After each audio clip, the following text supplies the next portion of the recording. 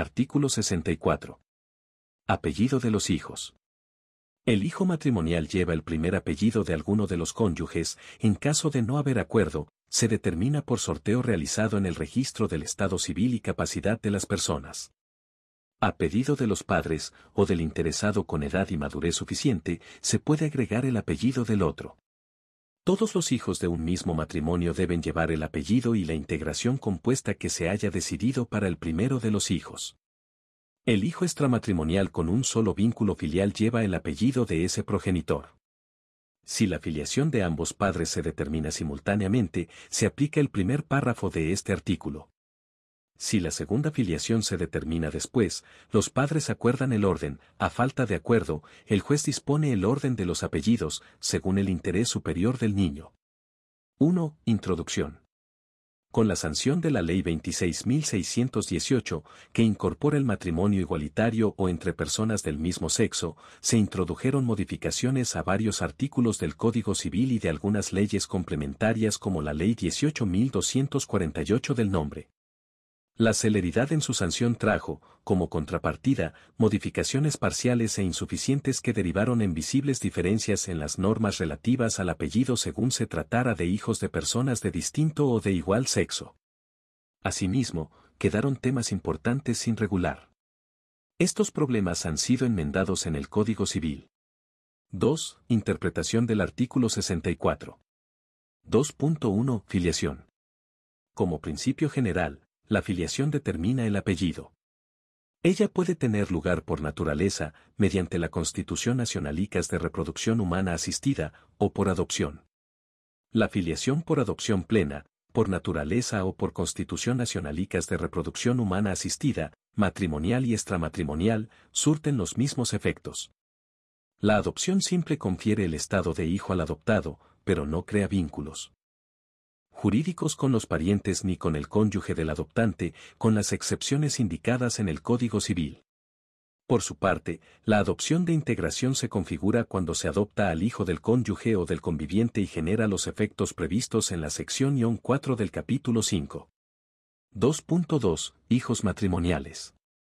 La reforma más palmaria que introduce el Código Civil consiste en dejar de lado la diferencia existente entre los progenitores de un mismo sexo, quienes tenían el derecho de elegir el apellido de alguno de ellos, y los progenitores de distinto sexo, cuyos hijos siempre debían llevar el apellido paterno. Esta incompatibilidad dio lugar a diferentes pronunciamientos de inconstitucionalidad. Empero, la jurisprudencia no fue unánime. Y, en muchos casos, desde una mirada netamente patriarcal, algunos tribunales defendieron su constitucionalidad alegando que, por tratarse de supuestos diferentes, debían recibir respuestas disímiles rechazando así los planteos de inconstitucionalidad planteados. El Código Civil culmina con esta solución: primacía del apellido paterno, y privilegiando la autonomía de los progenitores, se permite para todos los hijos matrimoniales la elección del apellido de uno de los cónyuges y la adición del apellido del otro si ambos están de acuerdo. Por oposición al artículo 4 de la Ley 26.618, alineada con algunos proyectos de ley que postulaban el orden alfabético en caso de disenso entre los progenitores, se establece como sistema de resolución de conflicto o falta de acuerdo el sorteo, a realizarse en el registro de estado civil y capacidad de las personas, favoreciendo la aleatoriedad íncita en el azar una mayor igualdad de elección entre los progenitores.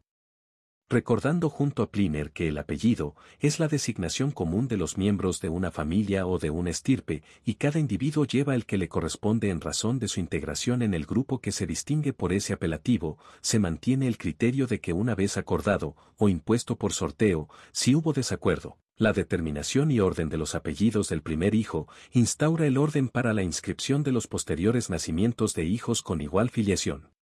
La tendencia, como se advierte en la norma en análisis, es la opción voluntaria consistente en un mismo apellido de familia o apellido familiar, pudiendo radicar en el apellido paterno, en el apellido materno o en una mistura de ambos apellidos de progenitores de uno u otro sexo. Se elimina el vocablo compuesto que era utilizado erróneamente para aludir al apellido materno del padre.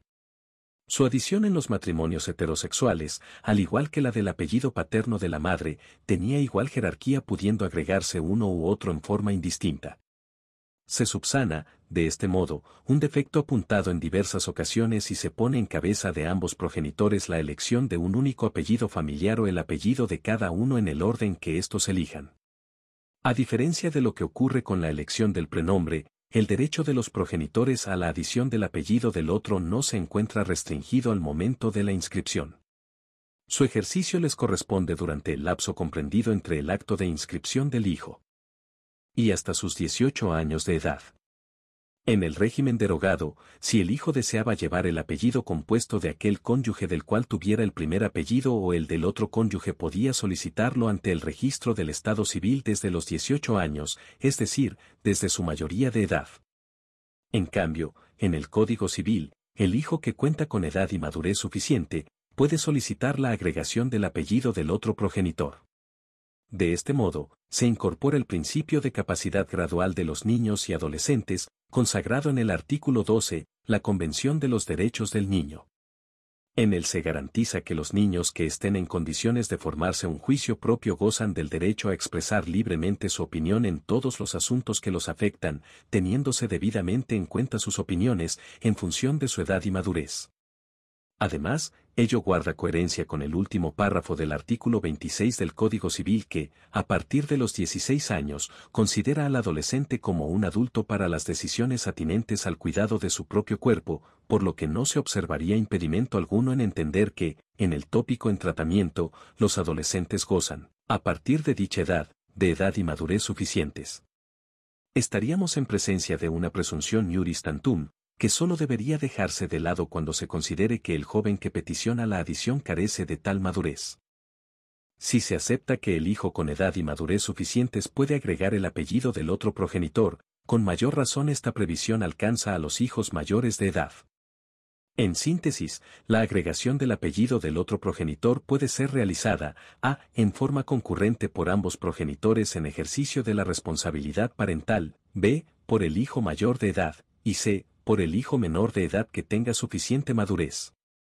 Respecto a si continúa permitida la adición por vía administrativa del apellido del otro progenitor, la formulación actual, que establece quienes pueden solicitar la agregación del apellido del otro progenitor aunque no frente a quien, permite dos interpretaciones posibles: uno, que, en sintonía con la mayor libertad y autonomía que aporta a las personas el Código Civil, el artículo 64, primer párrafo consiente en que todos los supuestos allí previstos pueden realizarse mediante trámite administrativo, y 2, que, con fundamento en que la adición de un apellido es una alteración en el estado civil de la persona, que como tal importante doctrina fue sumamente crítica en que la mentada añadidura pudiera formularse ante funcionarios del registro civil sin la debida publicidad, siempre que medie una solicitud de cambio de prenombre o apellido, debe intervenir un juez.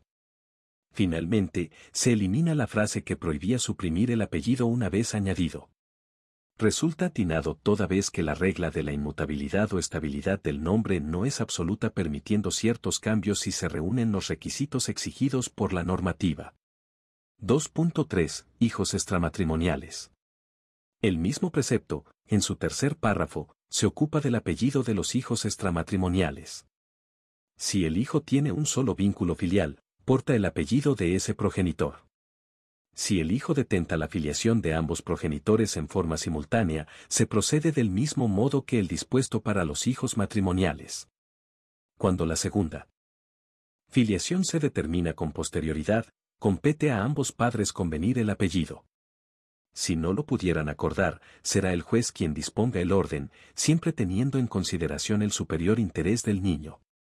Este superior interés del niño es mucho más amplio que la excepción legal que permitía al hijo conservar el apellido por el que era públicamente conocido. El artículo 5 de la Ley 18.248 facultaba al hijo, con autorización judicial, a realizar la opción dentro de los 2 años siguientes de haber cumplido los 18 años, de su emancipación o del reconocimiento paterno, si fuese posterior. Conforme la norma que la reemplaza, no se le exige al hijo plazo alguno para ejercer la opción.